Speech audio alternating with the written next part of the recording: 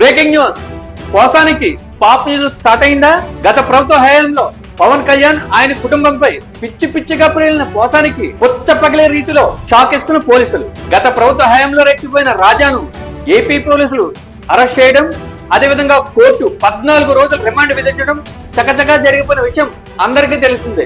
ఒక పక్క పోసాని లాయర్లు ఆయన్ని బయటకు తీసుకొచ్చేందుకు బెయిల్ కోసం తీవ్రంగా ప్రయత్నిస్తుంటే, మరో పక్క పోలీసులు మరిన్ని కేసులతో ఉక్కిరిబిక్కిరి చేస్తున్నారు. మొత్తంగా చూసుకున్నట్టయితే పోసానిపై రాష్ట్ర వ్యాప్తంగా 17 కేసులు పైగా నమోదైనట్టు హోంమంత్రి వెల్లడించడం చర్చనీయాంశమైంది.